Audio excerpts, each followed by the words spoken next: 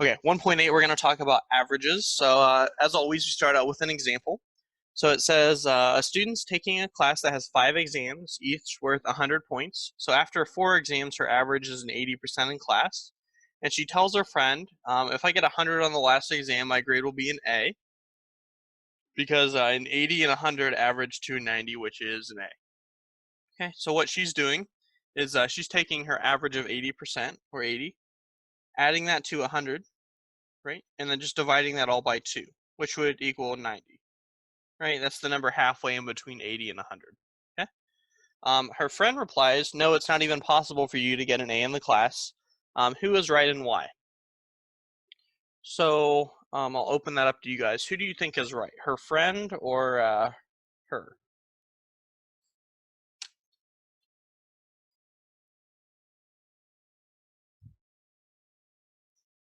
And I guess I'll name this person Jess just to make it easier. So is Jess right or is her friend right? Okay, so we have 1 vote for Jess.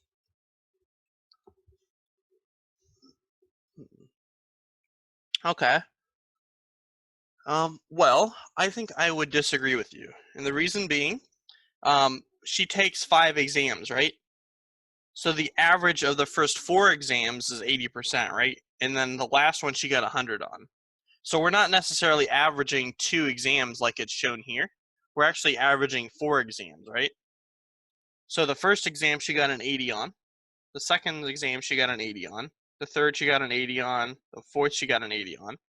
And then the last one she got 100 on, right?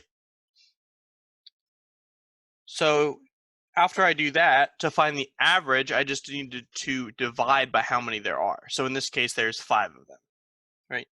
So we divide that by 5. And if we do that, let me see what we get.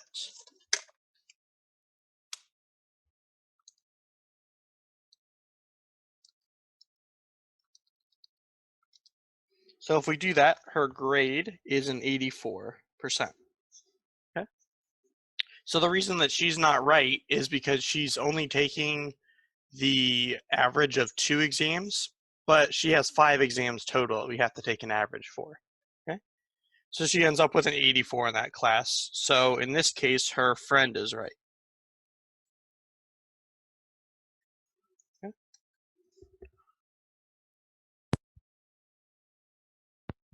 All right, so what if we change the parameters a little bit? What if we change it to, and that should be her, sorry. So what is her average in the course if after the test she has a 60% out of the possible 100% or 100 possible points for the prior test? So what I'm saying is, on the first 4 exams, she still got an 80, but then on the 5th one, she got a 60, okay? So we're gonna do the same procedure, but instead of adding 100 at the end, we're going to add 60, okay? So I'm going to abbreviate this a little bit. So I'm gonna do 4 times 80 on the top. So that was just the 4 80% on the exams, and then I'm gonna add 60 to that. And then I'm gonna divide all that by 5, okay? So if I do that, you have 80 times 4 plus 60, then divide that by 5, we get a 76. So she has a 76% if she scores a 60% on her last exam. Okay. Okay. And then the last question asks if she had a 60% out of the 900 possible points on the prior test and then got another 60% after that, well, what would her average be? Well, if she got a 60% on every single exam, then her final grade would be a 60%, right? So the way I could calculate that is we have 10 exams, right, because each is 100 points, times by that 60%, right, because that's what she got on each one, and then divide that by 10, because that's how many exams she had, right? So we see the 10s can cancel, and we'll just end up with a 60%. Okay. All right. Does anybody have any questions on this first example?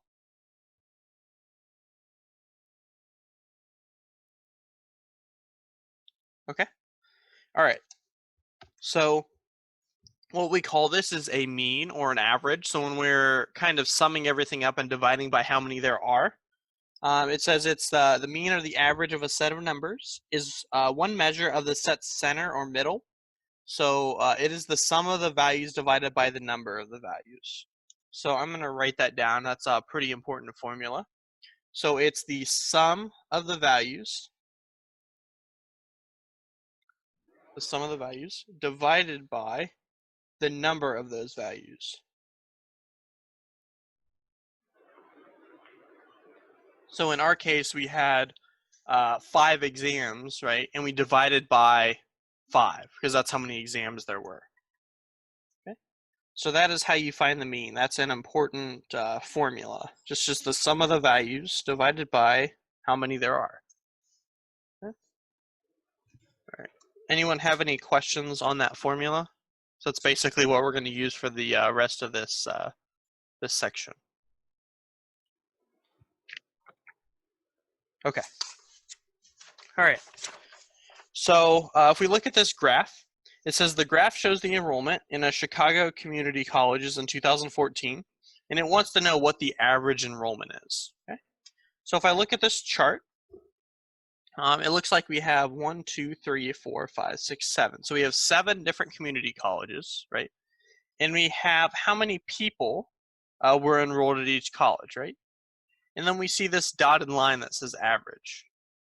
So just visually, it looks like the average enrollment for this would be around maybe 14,500, right? Because that's where the dotted line is. If I just had to guess, maybe it's a little closer to 15,000. I don't know, but we can find out.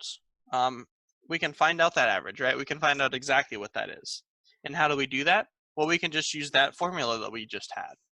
So the mean is just the sum of the values. So we're just going to add all these up and divide by how many there are. So I know I'm going to divide by 7, but now I just need to add up each one of the numbers for each one of these bars, right? And then after I divide by 7, I should get a number just below 15,000. So let's do that.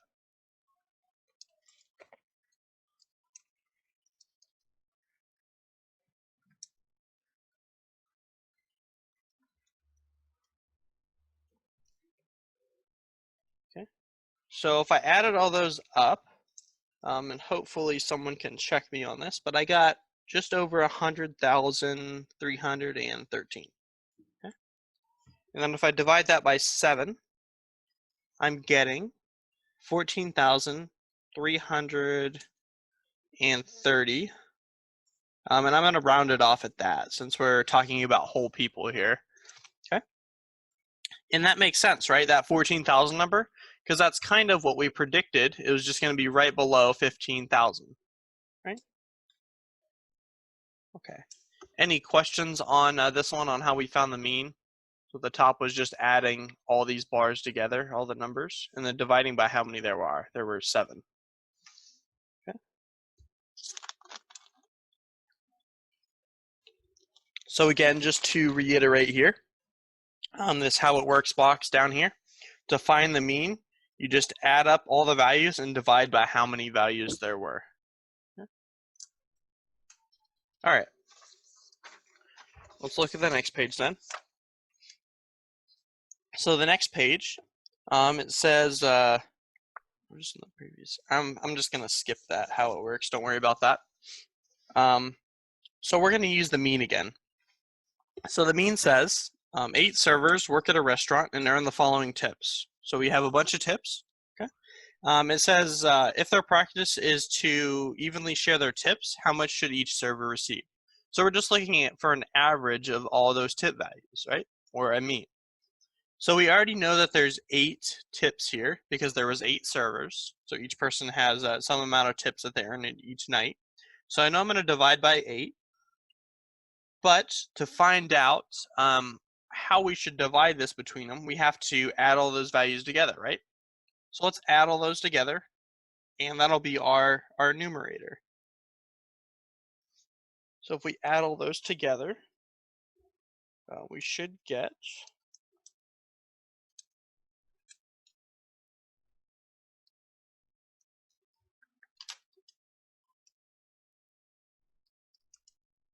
and if you get it faster than me, go ahead and say it or type it out.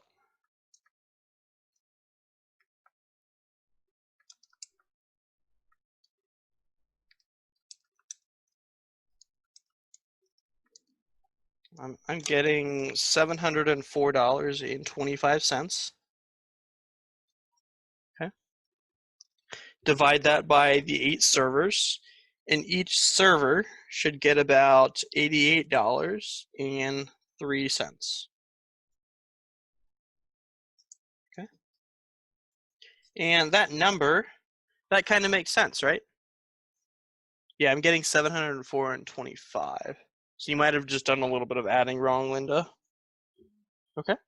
But after we divide that by 8, we get about $88.03, right? And that makes sense because if we look at these range of numbers, it looks like our smallest number is about 66 and our biggest is 145, right? So if I look at 88, I know that's between those two numbers.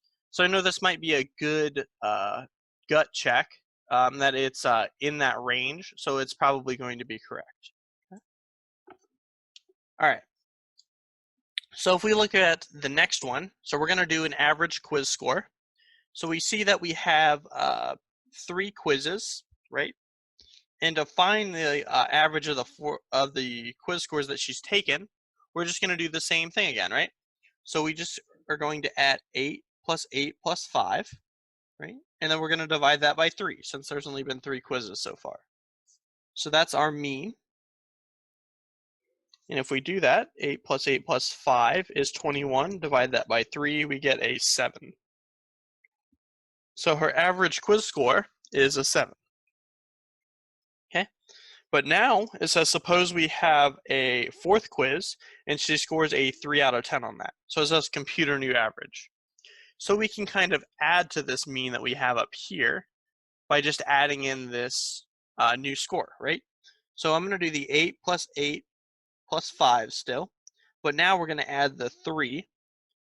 And then instead of dividing by 3, we're going to divide by 4 now since we have 4 quiz scores. Okay. And then to find our mean, we just add up everything on the top and divide by 4. So if we do that, we get 24 divided by 4. We get a 6. Okay. So Erin has a 6 out of 10 average for her quizzes. Okay. So the question here says, how does a low score affect her grade and why? So a low score lowered her grade, right? But if we look at it, it only lowered her grade by 1 point, right? And that's because we had so many quizzes before it. So it's an average. We're taking everything into account evenly. So even though that she scored a low grade on her last quiz, it only brought her down 1 point because we're taking an average, right? So it lowered her grade by 1 point. And the reason it only lowered it by 1 point is because of the averages. So I'm just going to write averages after that. Okay, any questions on either of those 2 examples so far? I know the last one gets a little bit more involved, so.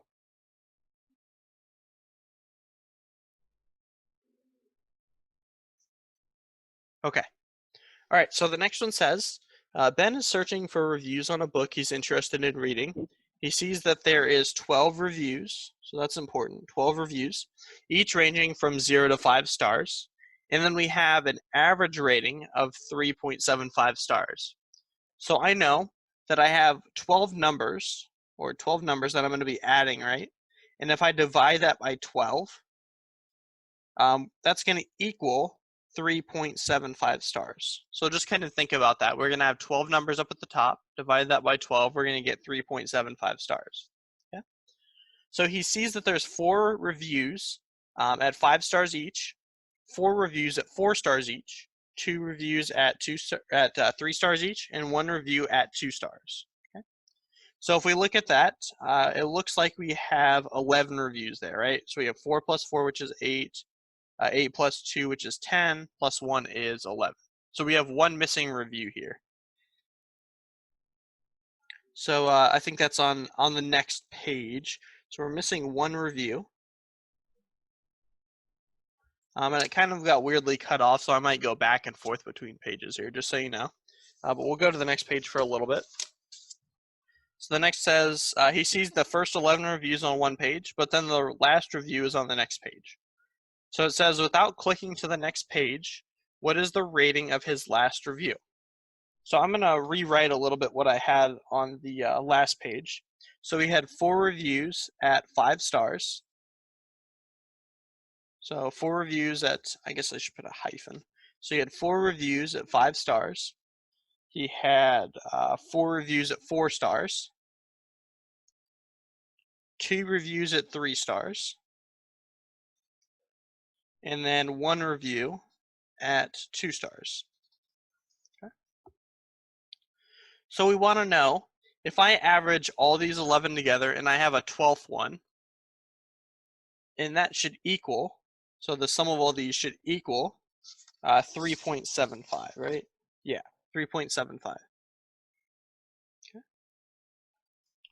So I'm going to write that out just so I'm clear here. So I have 4 times 5, so that's the 4 5-star reviews, plus 4 times 4, which are the 4-star reviews, plus 2 times 3, which is the 2 3-star reviews, plus 1 times 2, which is the 2-star reviews. And then I'm going to say plus, I'm just going to write the letter R for reviews, because we don't know what that is yet. That's just the last review on the last page. Then I'm going to divide everything by 12. Okay. So if I don't worry about that, and I guess that's equal to 3.75. If I don't worry about that R right now, so if I just add everything up and divide by 12 right now, I'm going to get some average, right? So I'm going to do that. I'm going to add all the multiplication up on the top and divide that by 12. So I have 4 times 5, which is 20, plus 4 times 4, which is 16, plus 2 times 3, which is 6, plus 1 times 2, which is 2. So on the top, we get, I guess I'll write it over here, 44 plus R over 12 equals 3.75. Okay? So if I just do 44 divided by 12, so this basically this is assuming that we have a 0-star review for the last one. So I do 44 divided by 12. We should get 3.666 repeating, right? So I know that it's not a 0-star review. What if it's a 1-star review? Well, then on the top, I should have 44 plus 1, which is 45, and divide that by 12, right? So let's try 45 divided by 12. Well, if I do that, I get 3.75 in my calculator, which is exactly what I'm looking for, right?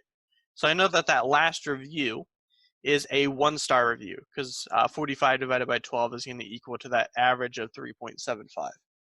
So the rating of the last review, the question that they ask up here, sorry about that, the question that they ask up here, it's a 1-star review. Right. Okay. Any questions on that one? I know that was a little bit involved, so.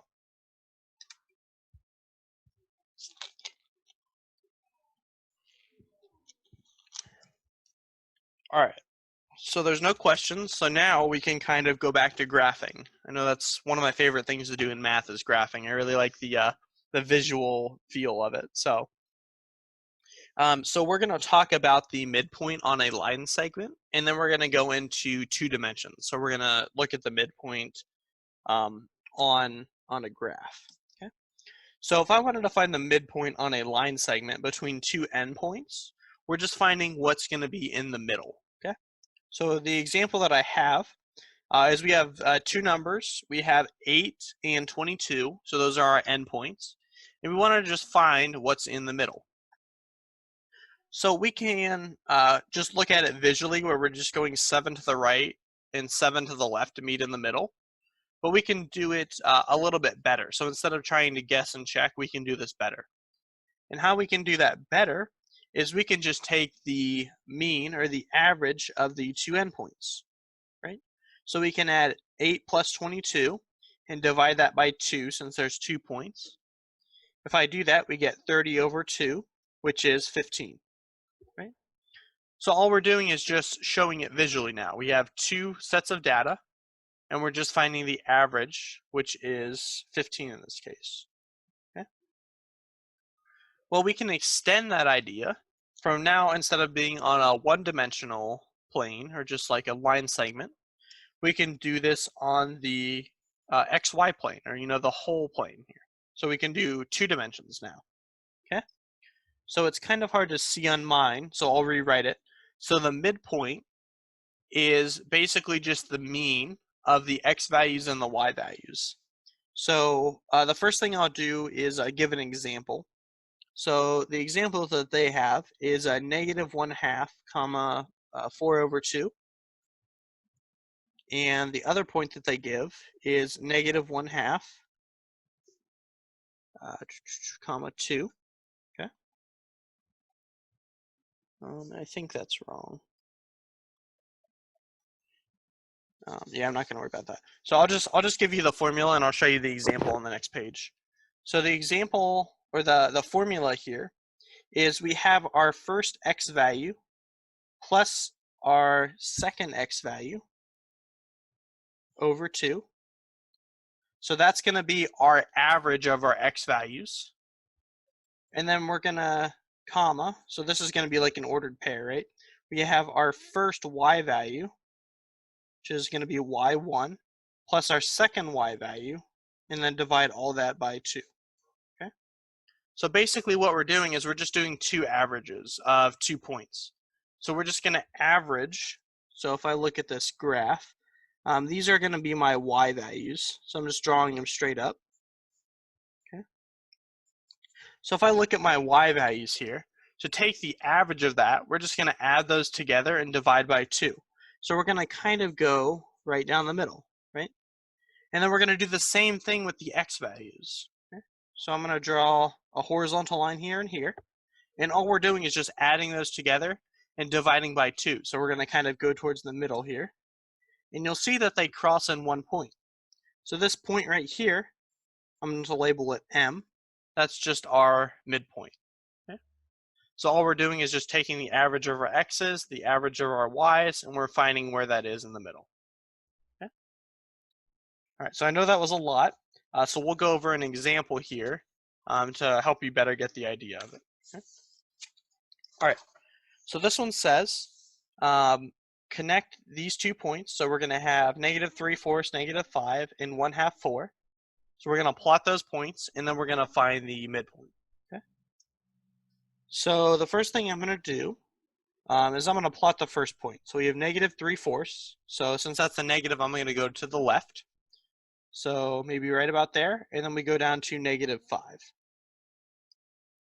And I'm going to label that point A. The other one's going to be point B. So that's point A. Okay.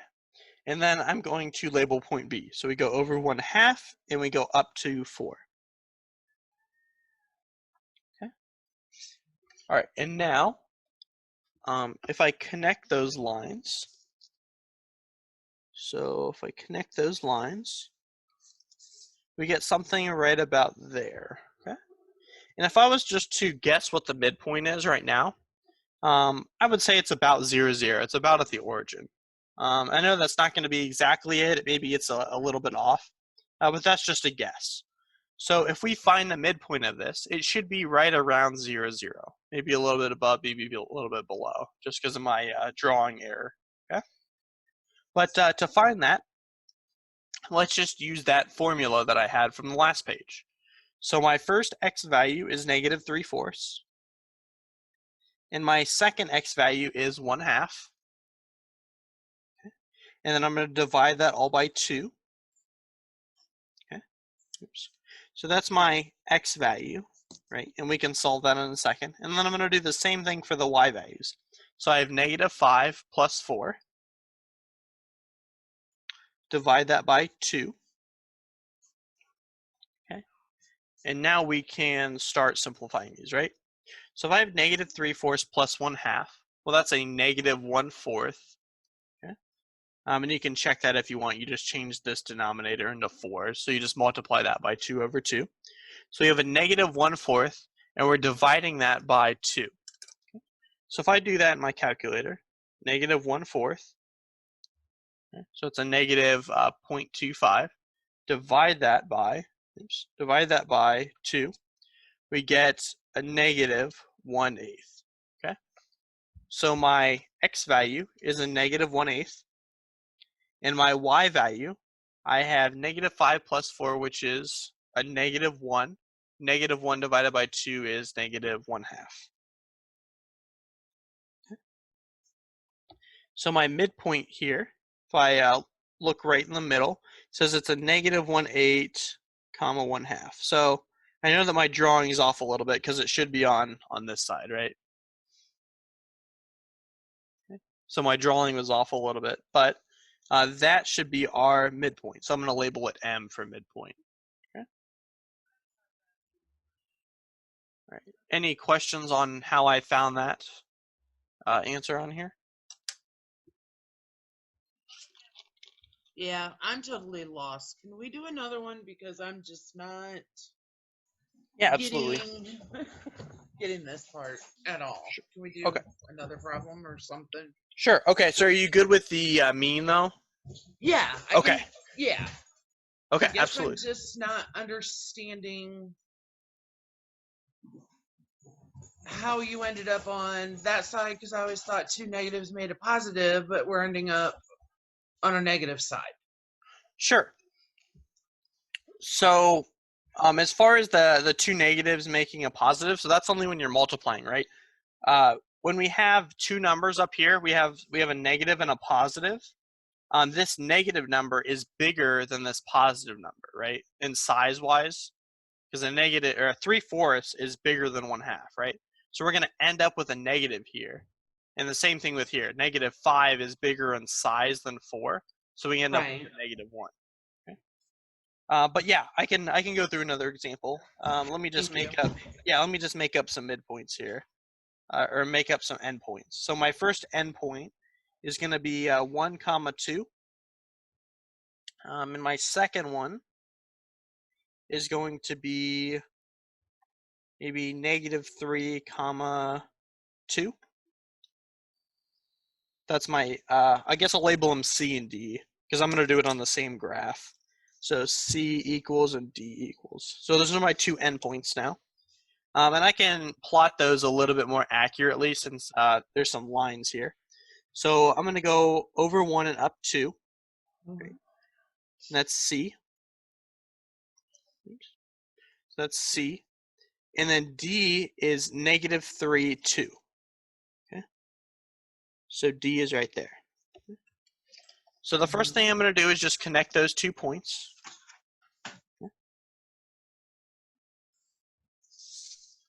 Okay. So I just connect those 2 points. So if you had to take a guess as far as your midpoint for your y values, what do you think your midpoint for your y values would be? Negative 1.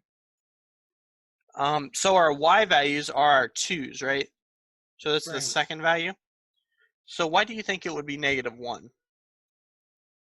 Because the x values are 1 and negative 3, and if you add those together, you come up with negative 2. Because the two 2's can cancel each other out. Okay, yeah, sure.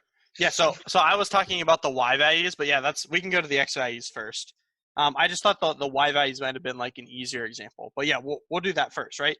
So you have 1 plus a negative 3, right, divided by 2, and that's where you're getting the negative 1 from, right? So you're adding those together, you get negative 2 divided by 2, which is negative 1, right? And if we look at this, we see that it's a horizontal line, right? Mm-hmm. So if we go over 2 units, right? So if we go over 2 units to the right, we can also go 2 units to the left from C, right? And we get to that midpoint right there. Mm-hmm. So that's the midpoint of our x values, right? So we're just looking at from here to here, right? So that's just the midway point between our x values. Okay. Right? So I could actually shift this down onto this graph right here, onto the actual number line.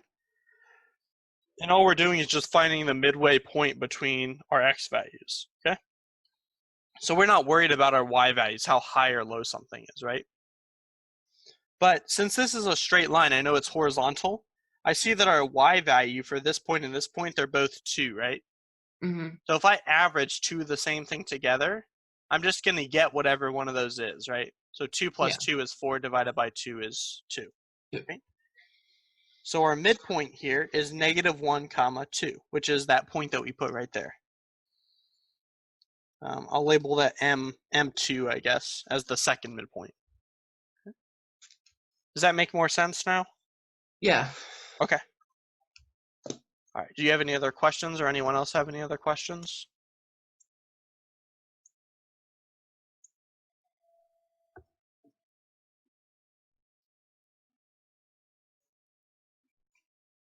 So when I'm looking at -3 and 1, or -3 and 2, so -3 and 2 are just my ordered pair. I know that my formula for my midpoint is I'm going to add together the x values and divide by 2, and then I add together the y values and divide by 2. So the only reason that I subtracted here is because I'm just adding a negative number, which is going to be the same thing as subtracting.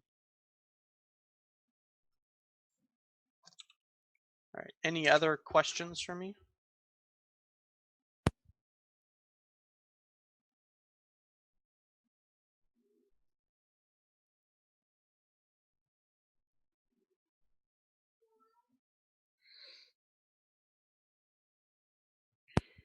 Okay, we'll move on in just a second.